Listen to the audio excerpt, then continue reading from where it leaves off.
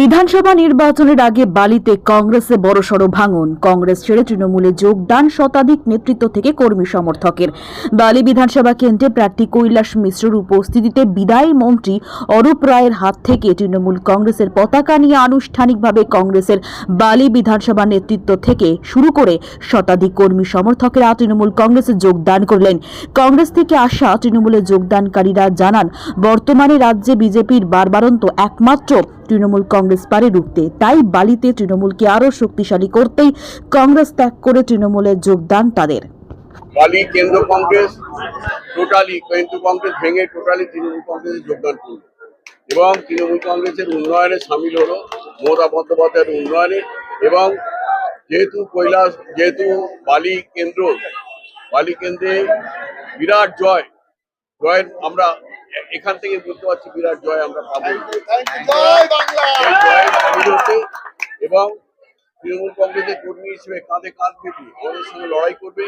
এবং যদি ওনাদের কেউ কেশাগ্র স্পর্শ করে, আমরা হাওড়া জেলার প্রত্যেকটি কর্মী ঝাঁপিয়ে পড়বো না।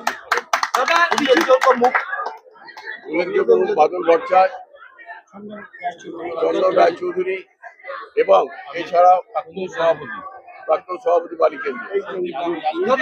কিছুদিন আগে কৈলাসদার হাত ধরে বিজেপিতে বড় ভাঙন বালিতে, আজকে আপনার হাত ধরে কংগ্রেসের কর্মীরা চলে এলেন, এটা কি ওয়াক ওভার পেতে চলেছে? ওয়াক ওভার বলবো না, কখনোই বিরোধীদের আন্ডার এস্টিমেট করা উচিত নয়। আমরা সমানভাবে ভাবছি, কিন্তু আমরা বিপুল ভাবে জিতবো, এটা আমি নিশ্চিত করে বলতে পারি। এবং যারা আজকে এসছেন কংগ্রেস থেকে, তারা আমাদের বালির অনেক প্রবীণ নেতারা আছেন, অনেক মহিলারা এসছেন দেখবেন আপনি, এবং অনেক যুবরা এসছেন যারা ওয়ার্কিং প্রেসিডেন্ট ছিলেন। তাদের কাছে আমি এবং আমরা গিয়েছিলাম, আপিল করেছি যে আমাদের বালিকে শ্রেষ্ঠ বালি করতে হবে, বেস্ট বালি করতে হবে, ক্লিন এবং গ্রিন বালি করতে হবে। এবং ওই লড়াইয়ে আপনারা আমাদের পাশে থাকুন। তারা দু হাত তুলে আশীর্বাদও দিয়েছেন এবং আমাদের পাশেও থেকেছেন, তাই জন্য আমাদের নেতা তাদেরকে স্বাগত জানিয়েছেন। এবং এইটা কংগ্রেসের যে নেতা অধীর রঞ্জন চৌধুরী যেভাবে বিজেপিকে ইনডাইরেক্টলি সাপোর্ট দিচ্ছেন, এরা লড়াই করেছেন, সিপিএম এর বিরুদ্ধে লড়াই করেছেন, যেটা অরূপদা বললেন আপনাদেরকে। এবং এখন এনারা বাংলার হয়ে লড়াই করতে চাইছেন। অধীর রঞ্জন চৌধুরী নরেন্দ্র মোদী হ্যাঁতে হ্যাঁ করছেন, নাতে না করছেন, তার সেন্ট্রাল ফোর্স নিয়ে রাস্তায় ঘুরে বেড়াচ্ছেন। আর যারা আজকে কংগ্রেস ছেড়ে অরিজিনাল তৃণমূল কংগ্রেসে এসছেন, অরিজিনাল কংগ্রেসে, তারা কিন্তু বাংলার বিরুদ্ধে যারা আছে তার বিরুদ্ধে বালিতে থেকে লড়াই করবে। তাই ব্যাপার হচ্ছে, অনেকদিন ধরে আমরা ওয়াচ করছিলাম, আমরা চিন্তা ভাবনা করছিলাম কি করব। কারণ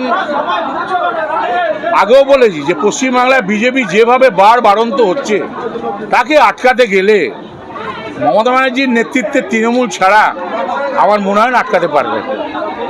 তাই আমি ভাবলাম দিদির পাশে থেকে এই বিজেপিকে আটকাবার জন্য কৈলাস মিশ্রা ক্যান্ডিডেট, ভাস্কর গোপালের মতো সেনাপতি, আমাদের সীতানাথ গাঙ্গুলি আছে সেনাপতি, এদের নেতৃত্বে ভাবলাম যে আমরা জয়েন্ট করি, আরও ভাব শক্ত করি এবং বিজেপিকে বালি থেকে ঝেঁটিয়ে তাড়াবো আমরা। করতে হবে, কারণ তার যা মুভমেন্ট, তার যা কাজ আমরা দেখছি বালিতে, সকাল থেকে রাত পর্যন্ত দৌড়চ্ছে।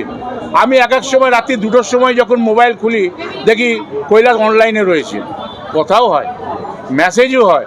আমি ভাবছি মানুষ নাকি, সকাল থেকে একটা মানুষ রাত 2টো পর্যন্ত মোবাইল মানুষের সুখ দুঃখে যাচ্ছে, যখন যা দরকার হচ্ছে রেশন দেওয়া, দেওয়া, বিভিন্ন ব্যাপারে সাধারণ মানুষের এত উপকার করে চলেছে। আমি ভাবলাম না, এই লোকটাকে জেতাতে হবে, আমি এলাকার উন্নতি করতে পারবো।